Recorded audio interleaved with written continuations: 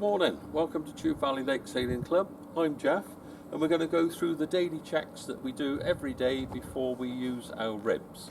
First of all, just take a step back and have a look at it generally. You'll notice that this one is slightly on the angle on the trailer, but that's not a problem. And we start at the front and work our way back. First thing we do, just fill the tubes to see whether they are adequately pressurized. This one's a little bit soft, so we need to get the pump to pump it up. So we'll just pop into the garage.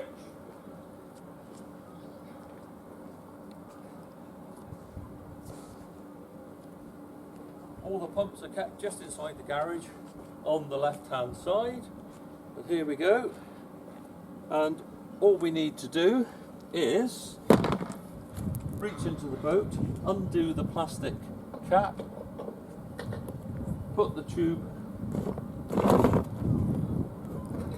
into the container and give it a few pumps. Put your hand on there when you're doing it so you can feel it being pumped. That feels nice and firm, so that is adequately inflated.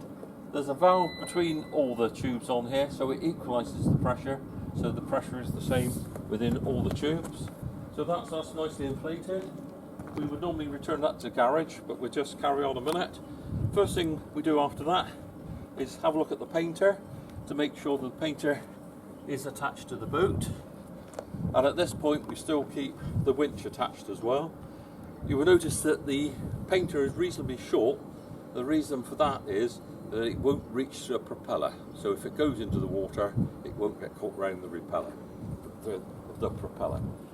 We now look inside the boat and make sure that the end of the rope that's attached to the anchor is actually secured into the boat, because it is a little bit embarrassing if you throw the anchor over and it's not attached.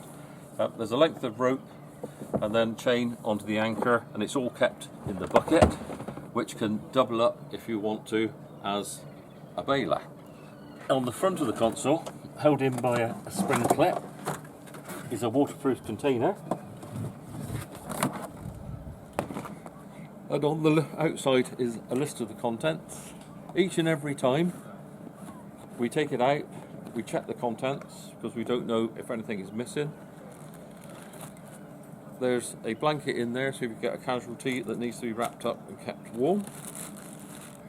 There's a bag with some red and white tape, and the red and white tape is if the rescue crew take somebody off of a boat, they put that round the tiller on the boat to indicate to everybody else that the person has been removed and we're not looking for anybody. There's a spare kill cord and some ties in there which are used on the anchor if they're required. There's 2 tow ropes,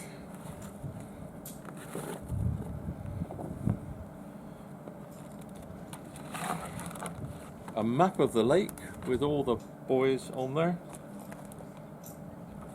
a fire extinguisher,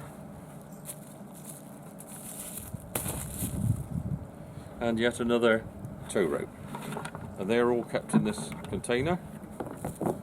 And when we finish checking them, they're all placed back in the container,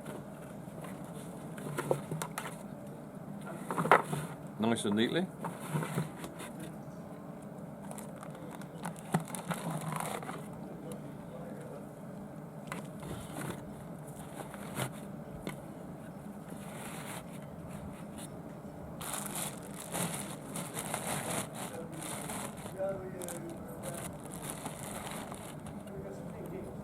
Put the screw top back on the container so it keeps everything inside nice and dry, and we refit that into the boat and secure it with the bungee, because we don't want that flying around when we're out on the water. So it fits nice and snugly in the front of the console. Right, we now move round to the port side of the boat. And on the port side of the console, you have got a first aid kit, a throw line, and a pair of wire cutters. Just make sure that they are all there in the boat. While we're on the port side, notice that there also is a length of rope with a loop on the end. That's if you've got somebody that's in the water and is physically fit and able to, you can just drop that over the side and they can put their foot in there and help themselves back in the boat. It's a very, very simple method of recovering somebody. Very, very important piece of kit on the boat, probably the most important thing, the kill cord. Pull it out to its fullest extent, make sure it's not frayed or broken in any way, shape or form. There's a clip on the end that you will attach around your leg. I would suggest that this time, if you haven't done it before, just pull it out. Just you'll see on the end there's a loop, and it's very easy to refit. Just put it into place, lift it up, switch, and it's as easy as that. But do it on the land, not when you actually need to do it out on the water.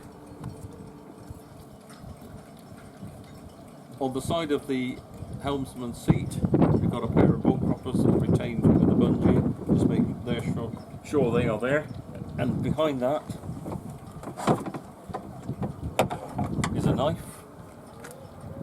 Make sure that's there, and it's got a serrated edge so that you can actually cut a shroud on a boat with that, and it's got a slot in there that you can actually undo fixtures if you need to on the boat.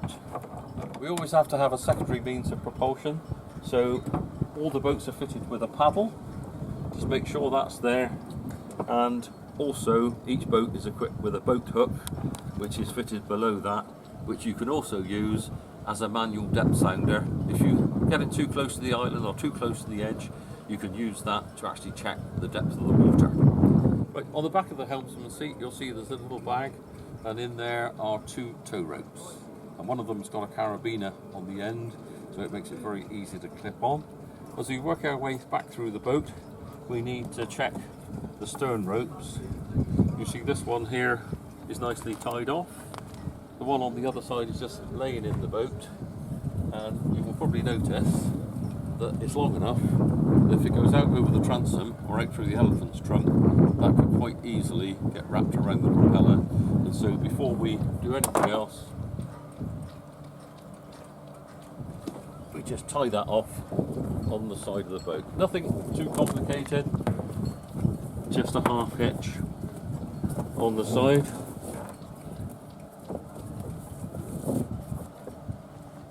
Then we move round to the back of the boat and just have a general look at the engine, have a look at the propeller, make sure that there's not too many chunks and bumps out of the propeller, and we're then happy that we've checked the boat all the way through, and the next thing we need to do is check the fuel.